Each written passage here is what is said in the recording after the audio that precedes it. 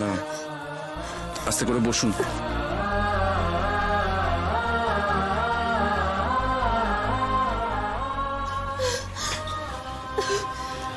আরে বড় কষ্ট পাচ্ছে মেয়েটা। কেন এসব করতে গেলেন? এসব করে কি প্রমাণ করার চেষ্টা করলেন আপনি? আমি কিচ্ছু প্রমাণ করতে চাইছি না, শুধু বৌরানী মা আমাকে যে নির্দেশ দিয়েছেন আমি ঠিকঠাক সেটা পালন করতে চাইছি। আপনি মানুন বা না মানুন, আপনাকে রক্ষা করার দায়িত্ব বৌরানী মা আমাকে দিয়ে পাঠিয়েছেন। তাই আপনাকে রক্ষা করার জন্য যা যা করতে হবে আমি সব করব। তাই বলে তোমার এইভাবে জ্বলন্ত কয়লার উপর দিয়ে হেঁটে যাওয়াটা ঠিক হয়নি অষ্টমী।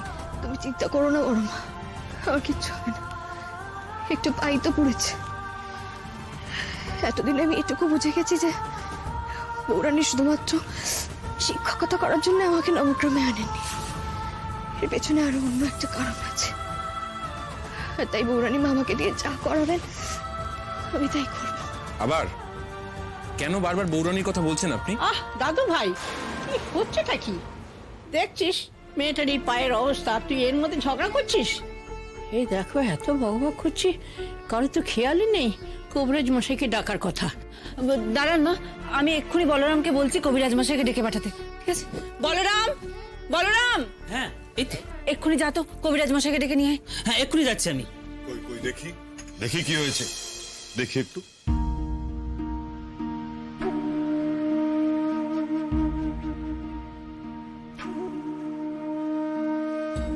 ওমা, কবিরাজ মশাই আপনি? মানে আপনাকে তো ডাকার জন্যই আমরা বলরামকে পাঠাচ্ছিলাম। আসলে মন থেকে ডেকেছেন তো, তাই বলরাম যাওয়ার আগেই আমি নিজে চলে এলাম। সবই বলতে পারেন বৌরানীর কৃপা। আসলে আমি এখান দিয়েই যাচ্ছিলাম, শুনলাম এই বাড়ির নতুন বউয়ের নাকি পা পুড়ে গেছে, আর তাই নিজে থেকেই চলে এলাম। কি বলবো বলুন দেখি, জ্বলন্ত কয়লার উপর হেঁটে এই অবস্থা। একটু দেখুন না, বড় কষ্ট পাচ্ছে মেয়েটা।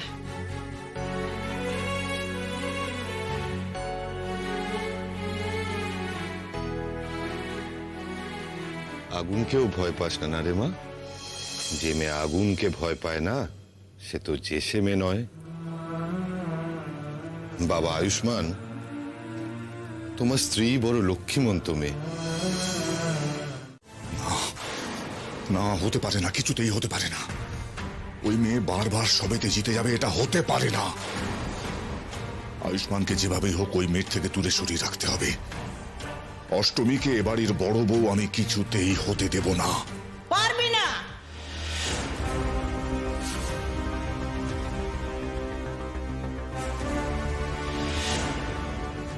অষ্টমীকে এবাড়ির বউ হওয়া থেকে আটকাতে পারবি না। আর রইল দাদু ভাইয়ের কথা, সে তো আজ নয় কাল অষ্টমীকে নিজের স্ত্রী হিসেবে মেনে নেবে। তখন কি করবি তুই? তুমি কি আমাকে ভয় দেখাচ্ছ মা? বড় খোকা, আমি তোর মা রে। মায়ের কি লাভ? সন্তানকে ভয় দেখিয়ে তোকে আমি সাবধান করতে এলাম। অনেক অন্যায়, অনেক ভুল করেছিস, কিন্তু এবার যদি এই মেয়ের কোনো ক্ষতি হয় আমি কিন্তু ছেড়ে কথা বলবো না। আমি এবার ওকে আগলে রাখবো, দেখি তুই কি করিস। একটা বাইরের মেয়ের জন্য তুমি তোমার ছেলের সঙ্গে শত্রুতা করছো, ওর পক্ষ নিচ্ছ তুমি। সন্তানের বিপক্ষে যাওয়া যে কত কঠিন সে তুই বুঝবি না। সন্তান যদি ভুল করে শোধরানোর দায়িত্ব কিন্তু মায়েরই। ক্ষমতার লোভে তুই অন্ধ হয়ে গেছিস, তাই তোকে ঠিক পথে আনার জন্য বিপক্ষে আমায় যেতেই হলো। আর তোর ক্ষমতা যে কতটা অষ্টমী তো সবার সামনে আজকে প্রমাণ করে দিল। নিজের হাতটা স্বীকার কর বড় খোকা। ওই মেয়ের কাছে আমি কিছুতেই হারবো না মা। চুপ! অতিবার বাড়িস না, ঝড়ে পড়ে যাবি। প্রবাদটা ভুলিস না।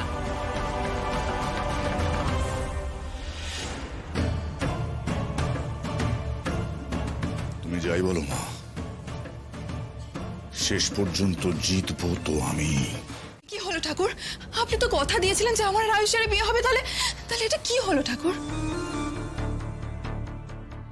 উজ্জয়িনী, অষ্টমী আজ জ্বলন্ত কয়লার উপর দিয়ে হেঁটে এটা প্রমাণ করে দিয়েছে যে সেই আয়ুষ্মানের স্ত্রী।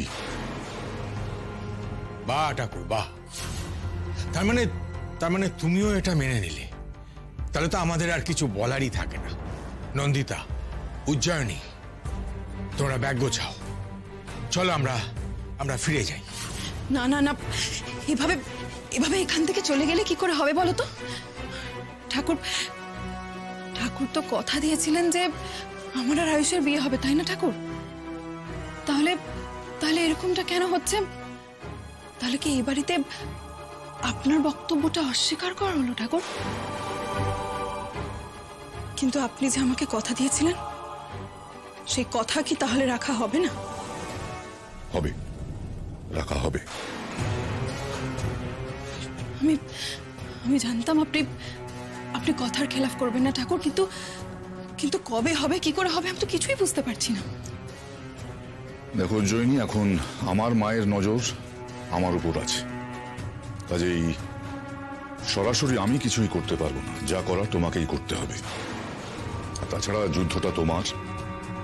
এই যুদ্ধে কতটা ছল কপটতা করে তুমি অষ্টমীকে আয়ুষ্মানের জীবন থেকে দূরে রেখে নিজের অধিকার বুঝে নেবে, সেটা তোমাকেই ঠিক করতে হবে।